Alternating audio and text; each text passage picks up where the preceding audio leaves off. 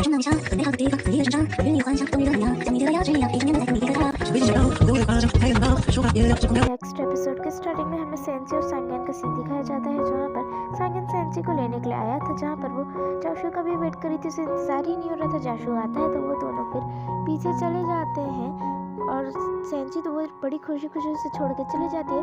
सांगन कहता है तुमने मुझे ड्राइवर समझ के रखा है, तो वो बोलती है पिछली बार जाशु ने तुम्हें ड्राइव करके लाया था ना, अब तुम चुपचाप से करना पड़ेगा ड्राइव. ये बोलकर उसकी बोलती को बंद कर देती है और वो फिर चलाने लगता है अपना ड्राइव. उसके बाद उन्होंने ड्राइव करके पहुंच जाते हैं जहां पर उन्हें जाना था और वहाँ पर वो उन्हें जाते हैं तो उसके सारे फ्रेंड्स देखते हैं कि कौन आई है. उसकी गर्लफ्रेंड आई है. उसका तो कहती है ये वही लड़की है ना जो तुमने सिस्टर बताई थी. वो बोलता है कि हाँ ये वही है, लेकिन तब मुझे शर्म आती थी क्योंकि ये मेरी क्रश थी, मुझे बताने के लिए. फिर तभी सेंची ड्रिंक करने के लिए लगती है और अभी वो उसे अपनी गर्लफ्रेंड बोल के इंट्रोड्यूस सबसे कराता है. सेंची ड्रिंक कर रही थी तो उसका भाई कहता है ज़्यादा ड्रिंक मत करो, तुम्हें याद है 10 बजे से पहले पहुंचना है. तो जाशु कहता है कि मैं पहुंचा दूंगा, तुम फिक्र न करो. उसके बाद हमें दिखाया जाता है कि वो दोनों फिर सार के साथ थोड़ी बातें करते हैं. फिर जाशु सेंची को छोड़ने जाता है जहाँ पर सेंची बहुत ज़्यादा ड्रिंक कर चुकी थी. तो जाशु उसको संभालते संभालते लेके जा रहा था. उसने ड्रिंक नहीं की थी इसीलिए. तो सेंची बोलती क्या तुम्हें ड्रिंक से एलर्जी है? तो वो बोलता है कि नहीं, चलो मैं दूर कर देता हूँ बोल के उसको किस कर देता है, लेकिन फिर उसे टीस करने लगता है. उसके बाद वो कहती है कि चलो अभी तुम जाओ, हम बाद में मिलते हैं बोल के वो दोनों फिर बाय करते हैं एक दूसरे को और फिर वहाँ से चले जाते हैं. उसके बाद जब सेंची पानी पीने के लिए ऊपर से नीचे आती है तब उसकी मॉम वहाँ पर आती है और उसे कहती है कि इतनी लेट को आ गई हो. उसके बाद सेंची अपने रूम में आ जाती है और उसकी मॉम भी पीछे पीछे आ जाती है और उसकी मॉम फिर उससे पूछती क्या तुमने ड्रिंक किया? तो वो कहती है थोड़ी सी की है. उसके बाद उसकी मॉम कहती है देखो अभी जाशु बहुत ज़्यादा तुमसे बड़ा, तुम्हें सब नहीं करना चाहिए, क्या तुम रिलेशनशिप में उसके साथ? तो वो कहते हैं हाँ बस कुछ महीने पहले से ही हो, ज़्यादा टाइम नहीं हुआ. वैसे तुम भाई को भी पूछ सकती हो, उसे भी ये सब के बारे में पता है.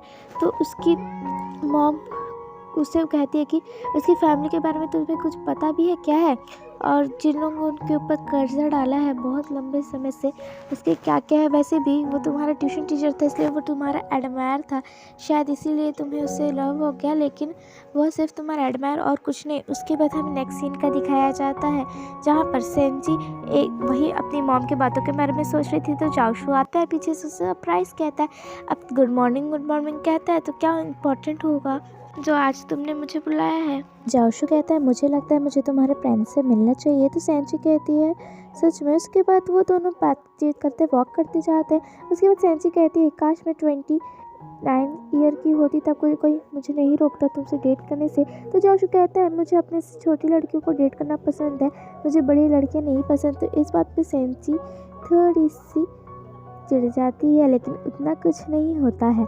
उसके बाद दोनों बातें करते करते वहाँ से जा रहे थे और वो दोनों न्यू ईयर के बारे में भी बातें कर रहे थे.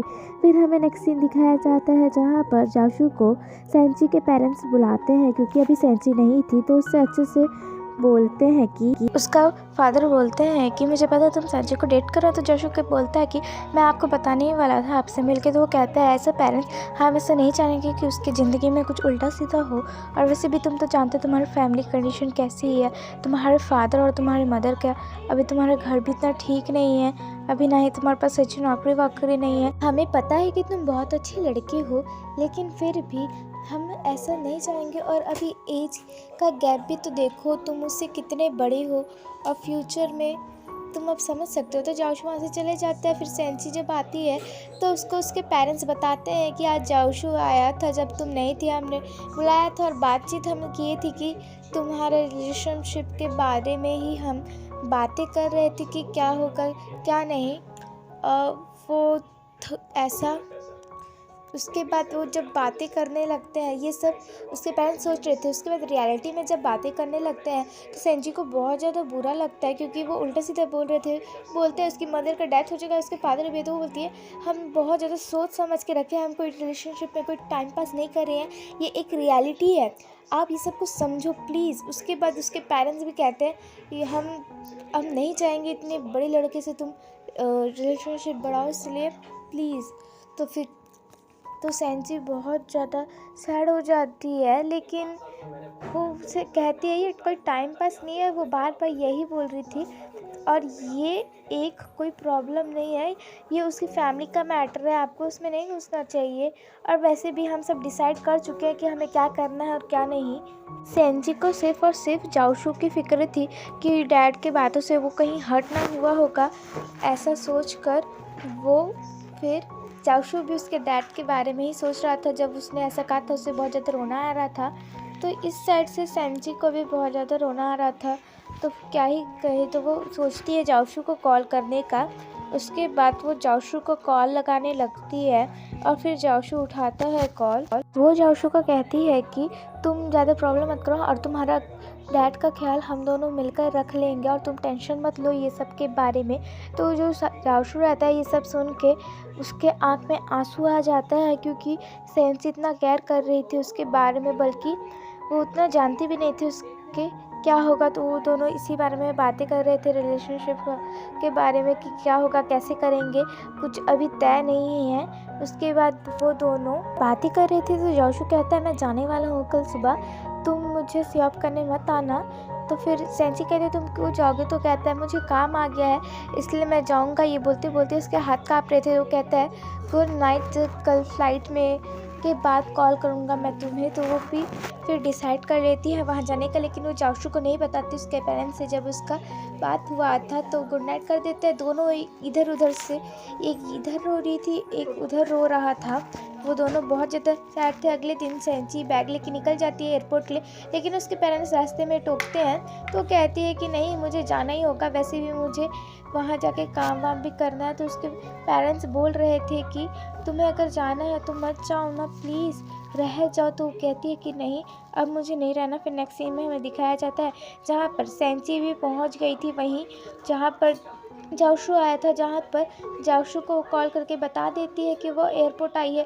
उसके बाद जाओशू वहाँ पर आ जाता है, जाओशू उसको देखता है और सेंजी को अपना पास्ट लाइफ याद आ गया था। उसके बाद जब जाओशू वहाँ पर आता है तो वो पूछता है तुम यहाँ क्यों आई, तो कहती है तुम्हारे लिए। तो फिर वो कहती है कि मैं तुम्हें तब से लाइक करती हूँ जब से मैं हाई स्कूल से नहीं करती, जब मैं छोटी थी तब से तुम्हें कर रही हूँ, तुम्हें नहीं पता था इस बारे में।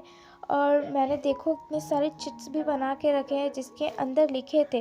तो जब वो जाओशू चिट्स पढ़ता है जिसमें सांची बोलती है कि इसे खोल के देखो, तो वो जब खोल के देखता है तो उसके अंदर लिखा था कि मैं को क्रश शायद जाओशू के ऊपर अब हो चुका है, मैं उसे शायद प्यार करने लगी हूँ। और जब वो दूसरा को खोलता है तब उसमें लिखा था कि मैं बड़े होकर जाओशू का जितना भी कर्जा है सबको चुका दूँगी। ये सब पढ़ के जाओशू भी बहुत ज़्यादा इमोशनल हो जाता है और शायद सेंची पहले से ही डिसाइड कर ली थी। उसके बाद यहीं पर हमारे इस एपिसोड का एंडिंग होता है। Thank you for watching, like subscribe and share. Bye. Sorry इस एपिसोड में उतना अच्छा से मैं एक्सप्लेन नहीं कर पाई हूँ, लेकिन फिर भी बाय।